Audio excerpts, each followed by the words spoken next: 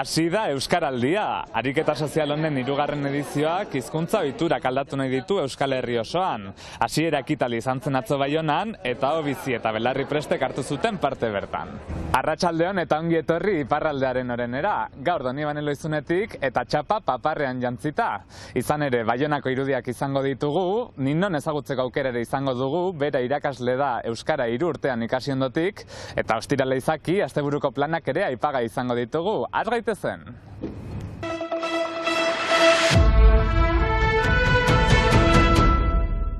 Belarri prestaka bizi izan arte, euskarak dikiditu hainbat arte, tautsi behar ditugu hainbat kate, belarri prestaka Rap doinuekin hasi da Euskaraldia, iparraldean. Baionako gaztetxean egindako hasiera ekitaldian. Gogotsu eta noski ilusioz betea, azkenean da lan bat bai gurentzat Euskaraldiko langileentzat, baina baita Egi Batzordek egindako lanketa handia Ipar Euskal Herrian 30 bat Egi Batzorde izan dira, eta irailetik nahiz eta pixkat berantean hasi, irailetik buru belarri jarri ziren Euskaraldiaren antolaketan eta Euskaraldia biziarazten Egi bakoitzean. Beraz, eta lan hori oso polita da, ze Egitik piztu da, Egitik sortu, elkarlanean, eta hori biziki polita da. Badakigula milaka eta milaka herritarren, milaka eta milaka lagunek konpromiso hartuko dutela 15 egun horietan euskara gaur egun erabiltzen dutena baino gehiago erabiltzeko edo euskararen erabilerari ateak zabaltzeko. Beraz honek ekar dezake olatu handi bat deno konpromiso hori aurrera eramaten bali badugu. Baionan, Bilbon, Donostian, Gasteizen eta Iruñean 5 hiriburuetan manifestu bateratu bat irakurri zuten eta ostean denek batera txapa jarri zuten. Tartean, 16 urteko gazte hauek lehendabizikoz parte hartzen dutenak. Zagit garrantzitsua iruditzen zaigu, euskararen alde den ekimen bat da. Eta ateak irekitzen dizkio euskaraldiak, eta importantea da guretzat. Izen amatea erakusteko bestei euskara erabili behar dela eta bereziki lehen hitza zonalde honetan euskaraz ematea lagundu behar dugulako bai euskara dakitenak eta ez dutenak erabiltzen euskara hori gehiago erabiltzea eta zergatik ez dakitenek pixkat interes gehiago sortzea eta ikastea hizkuntza hau. Guk usaila dugu ala ere egitea, baina gero oartzen gira fite erantzuna ez dela eskuaraz. Eta beraz...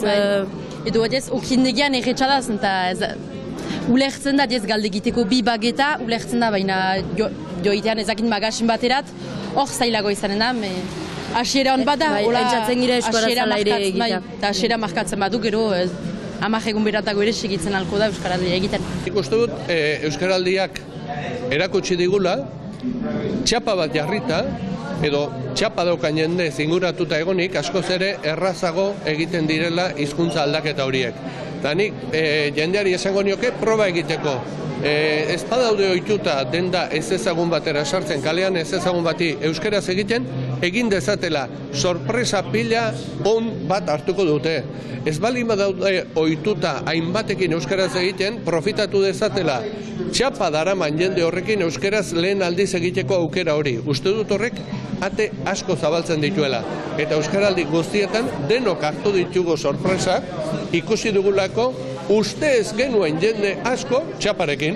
Eta ez ditugula inbeste aukera euskara erabiltzeko, baina euskaraldiak aukera polit bat ematen digu, behintzat lehen hitzak, ahalegin hori egiteko lehen hitzak euskaraz egiteko, euskara ulertzen duten guztiekin euskaraz hitz egiteko, eta beldurrik gabe ere elkarrizketa elebidunako katera. Euskarak balio berdina du Euskal Herri osoan, eta guztiok egin behar du pausu bat euskararen alde, guztien zeregina baita euskararen erabilera bultzatzea. Gaurtik hasi eta abenduaren 2 bitartean Ipar Euskal Herrian 11 ekimen antolatu dira. Bigarren aldiz, Ninon Zonelezezki Euskaraldian parte hartuko du aurten.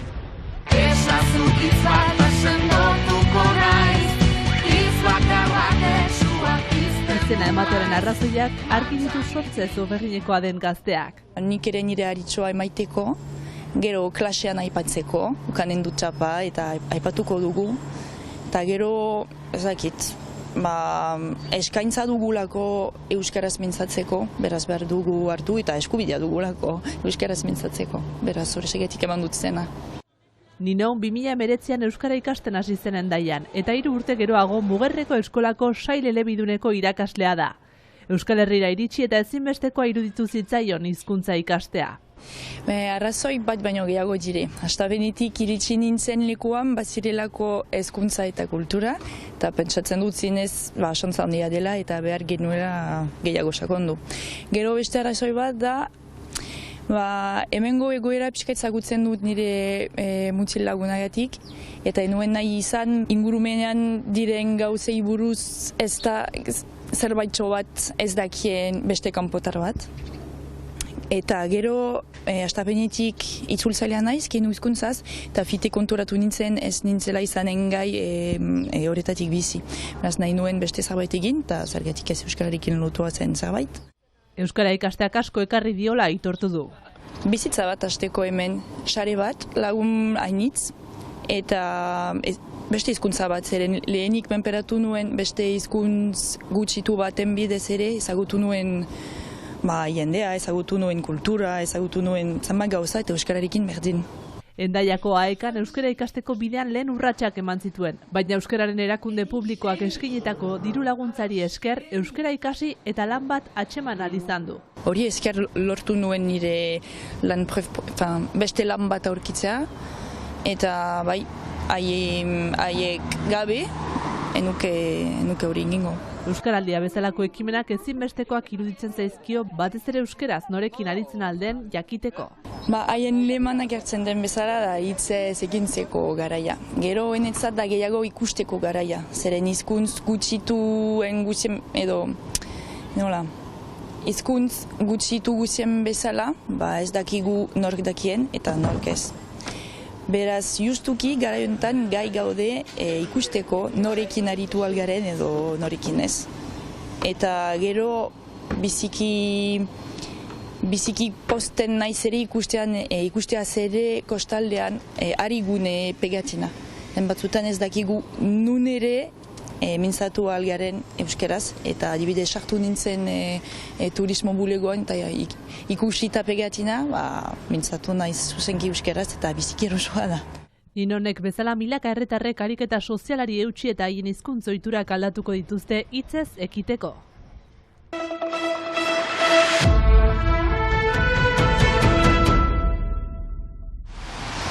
Arratsaldeon berriz, asteburua astear dugu eta beraz hemen gure plan proposamenak. Eta lehen geldialdia Baxenafarroaren eta Zuberaren arteko mugan egin behar dugu.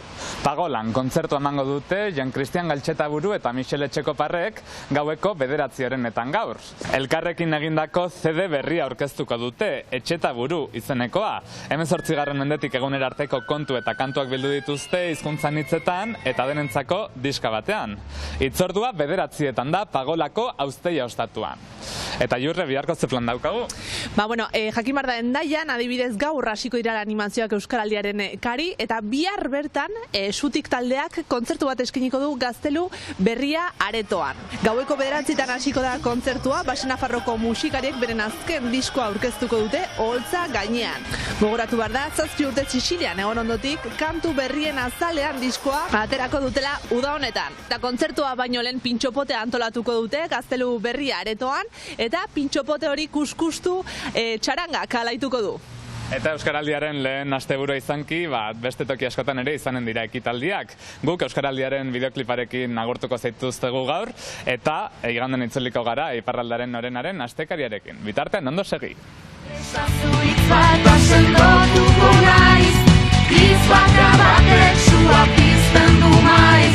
Martxan ipini